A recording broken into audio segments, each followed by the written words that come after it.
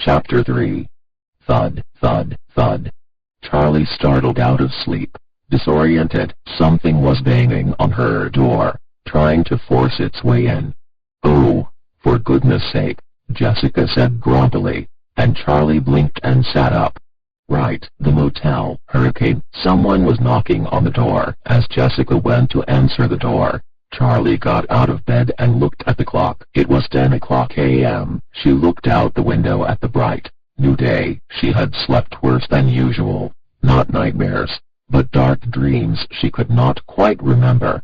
Things that stuck with her, just beyond the back of her mind. Images she could not catch.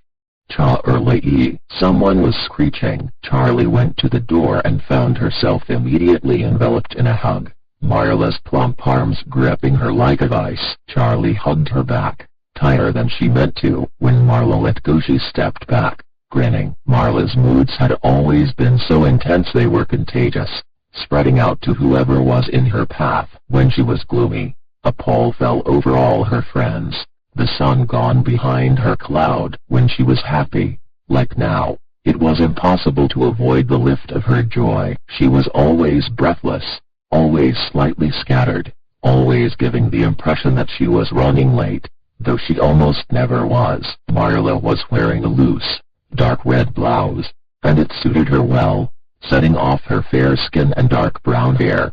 Charlie had kept in better touch with Marla than the others. Marla was the type who made it easy to stay friends, even at a distance. Even as a little kid she was always sending letters and postcards. Undeterred if Charlie didn't respond to everyone, she was resolutely positive, and assumed that everyone liked her unless they made it clear otherwise, using the proper expletives. Charlie admired it about her. She herself, though not shy, was always calculating. Does that person like me? Are they just being polite? How do people tell the difference? Marla had come to visit her once when they were 12. She had charmed Charlie's aunt, and made fast friends with her school friends while still making it abundantly clear that she was Charlie's friend, and she was here only to see Charlie. Marla's gigantic smile turned serious as she studied Charlie, peering at her as if trying to spot the differences since they last met. "You're as pale as ever." She took Charlie's hands in her own. "And you're all clammy. Don't you ever get warm?" She dropped Charlie's hands and proceeded to study the motel room skeptically, as though uncertain exactly what it was. "It's the luxury suite," Jessica said without expression, as she searched for something in her bag. Her hair was sticking up in all directions, and Charlie stifled a smile. It was nice to see something about Jessica in disarray. For once, Jessica found her hairbrush and held it up triumphantly. "Ha, take that. Morning frizz."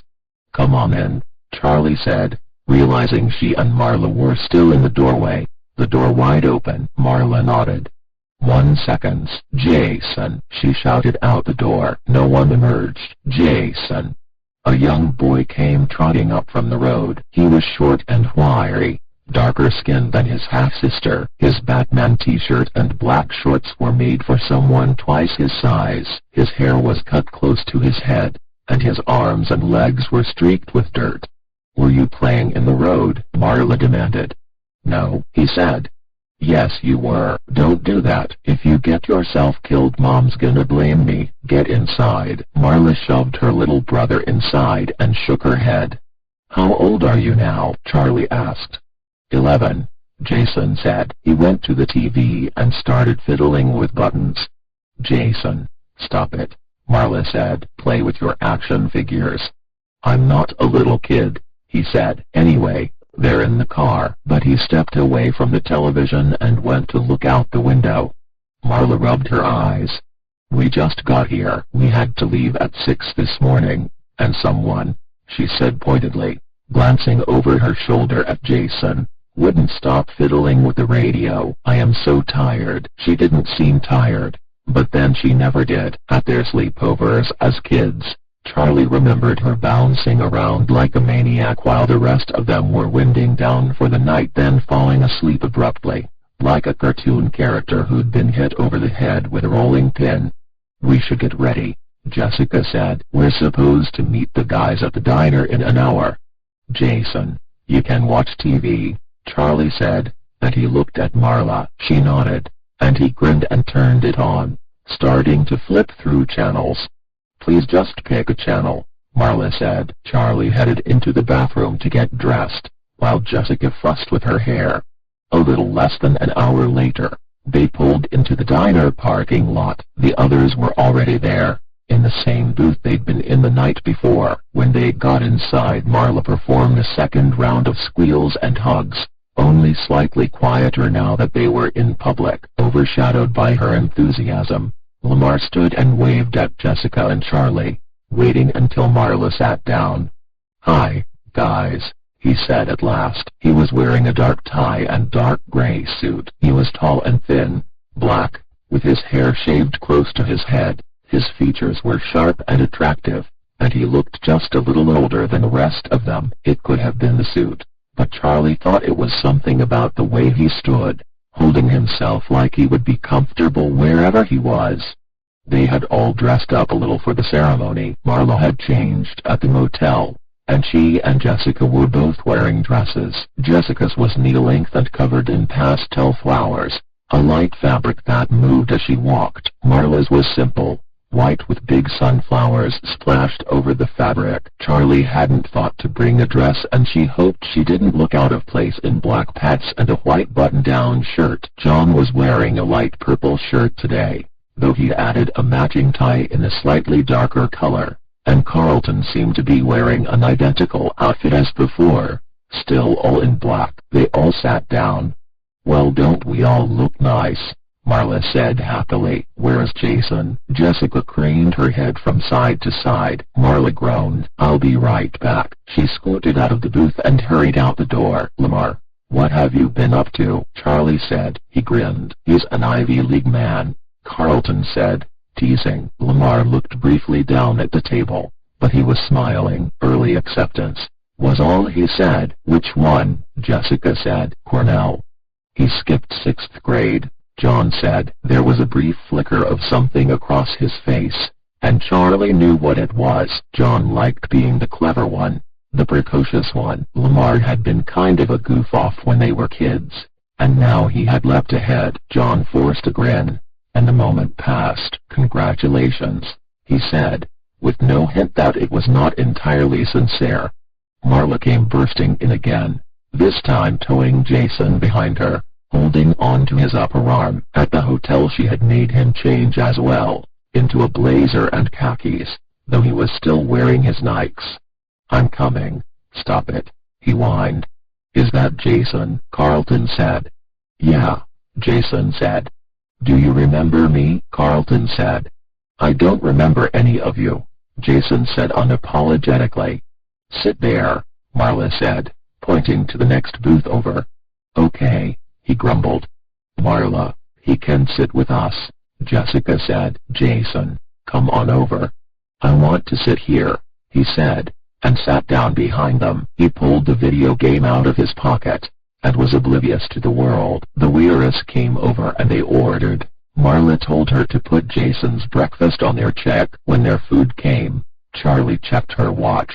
"We don't have a lot of time," she said. "We'll get there," Carlton said. "It's not far."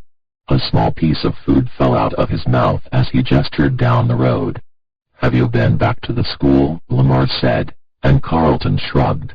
"I pass it sometimes. I know this is a nostalgia trip for all of you, but I just live here. I don't exactly go around reminiscing about kindergarten all the time."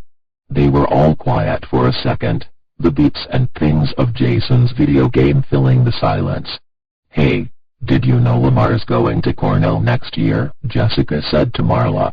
"Really? Well, aren't you ahead of the pack?" she said. He looked down at his plate. When he looked up he was a little flushed. "All part of the 5-year plan," he said. They laughed, and his blush deepened. "It's kind of weird to be back here," he said, hastily changing the subject. "I think it's strange that I'm the only one who still lives here," Carlton said. "Nobody ever leaves Hurricane." "Is it strange, though?" Jessica said thoughtfully. "My parents, you remember. My mom's from New York originally. She used to joke about going back. When I go back to New York, But it might as well have been, when I win the lottery. She didn't mean it. And then right after Michael's. Right after, she stopped joking about it. Then 3 months later we were all on a plane to visit her sister in Queens, and we never came back. My dad's father died when I was 9, and they came back to Hurricane for the funeral without me. They didn't want me coming back here, and honestly I didn't want to go. I was kind of anxious the whole time they were gone. I kept looking out the window, hoping they would come back early, like something bad was going to happen to them if they stayed. Charlie knew they had all moved, all but Carlton, but she had never thought about it. People moved all the time. Carlton was right, though. People didn't leave Hurricane. We moved because my dad got a new job, the summer after 3rd grade, John said. That's not exactly mysterious, Lamar. You left in the middle of the semester that year. Yeah, he said, but that's because when my parents split, I went with my mom to Indianapolis. He frowned. But my dad moved, too. He's in Chicago now. My parents left because of Michael, Marla said. They all turned to her. Afterward, my mom couldn't sleep. She said spirits were stirring in the town. Unquiet. My dad told her she was being ridiculous, but we still left as fast as we could. Marla looked around at her friends. What? She said defensively. I don't believe in ghosts. I do, Charlie said. She felt like she was talking from a great distance, was almost surprised they could hear her. I mean, not ghosts, but memories. I think they linger, whether there's someone there or not. The house, her old house, was imbued with memory, with loss, with longing. It hung in the air like humidity. The walls were saturated, like the wood had soaked in it. It had been there before she came. It was there now. It would be there forever. It had to be. There was too much, too great and vast a weight, for Charlie to have brought it with her. That doesn't make any sense, Jessica said. Memory is in our brains, like, literally stored in the brain. You can see it on a scan. It can't exist outside of someone's mind. I don't know, John said. Think of all the places that have atmosphere. Old houses, sometimes. Places where you walk in and you feel sad, or nostalgic, even though you've never been there before. That's not other people's memories, though, Lamar said.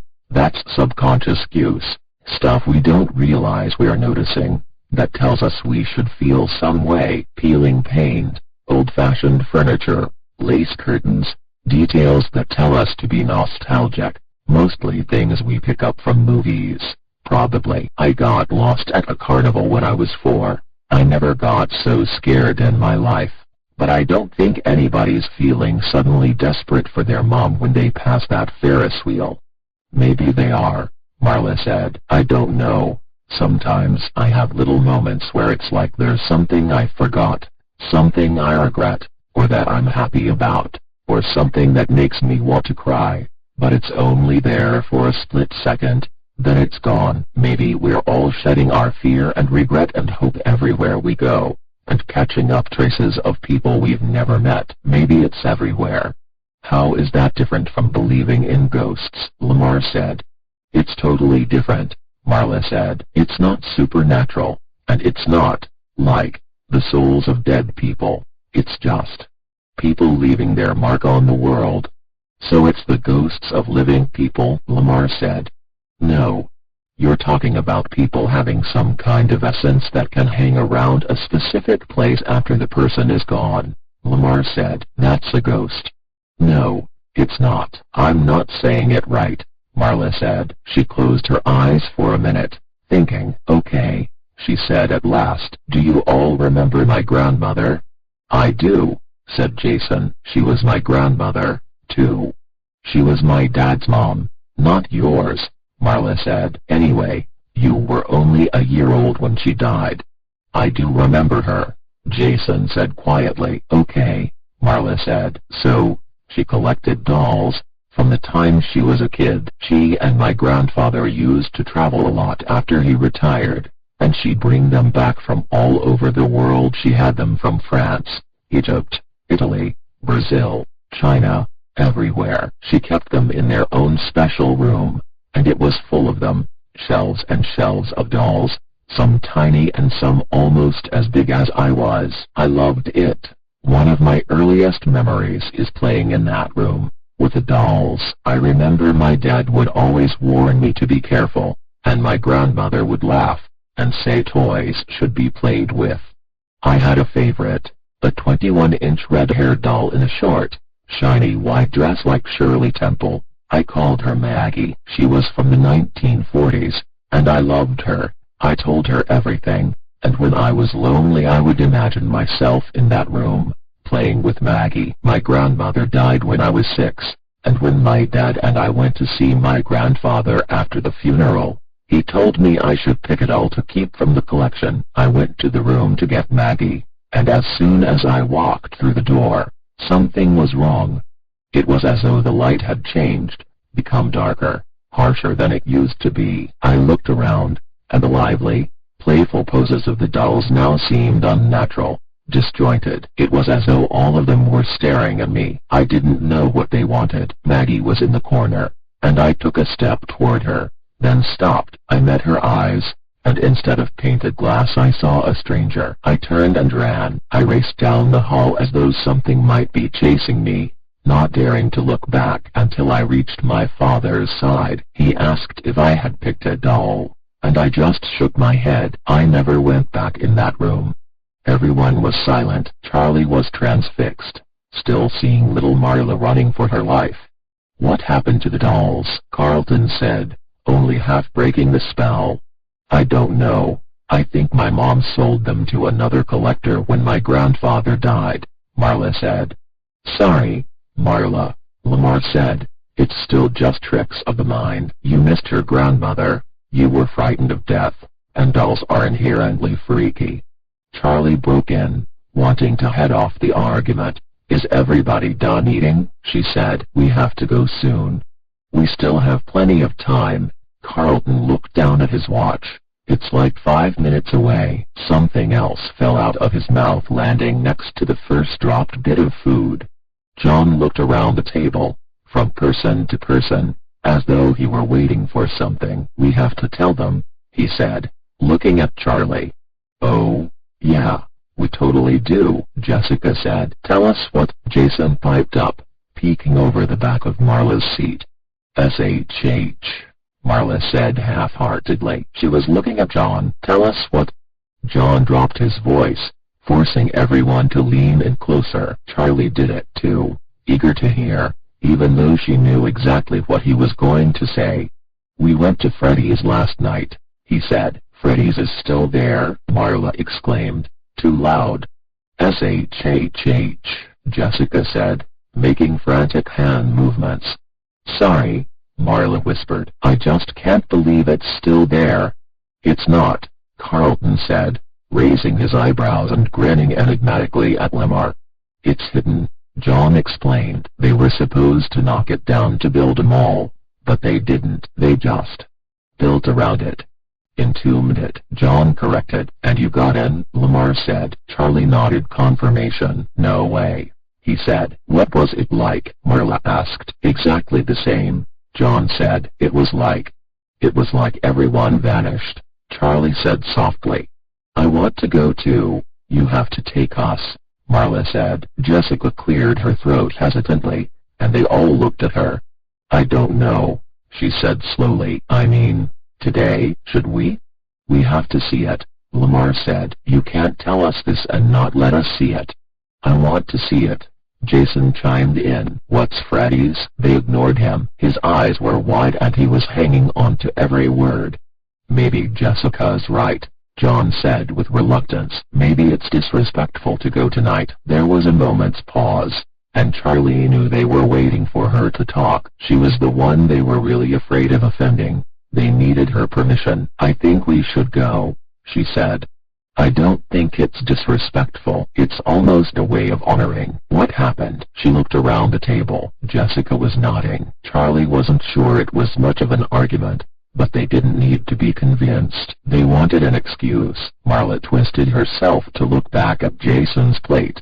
"Are you done eating?" she said. "Yup," he said. Marla pointed to the game in his hand. You know you can't play with it during the ceremony, she said. Yup, I'm serious, Jason. I'm locking it in the car. Why don't you just lock me in the car? He muttered. I'd love to, Marla said under her breath as she turned back to the group. Okay, we can go. They headed to the school in the caravan, the boys in Carlton's car, Marla following, and Charlie bringing up the rear. We should have carpooled, Jessica said idly, staring out the window. It hadn't occurred to Charlie. I guess, she said.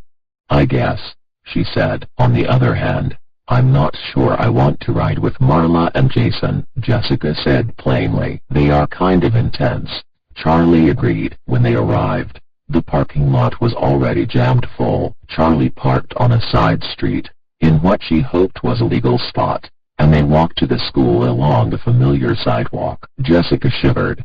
I've got goosebumps.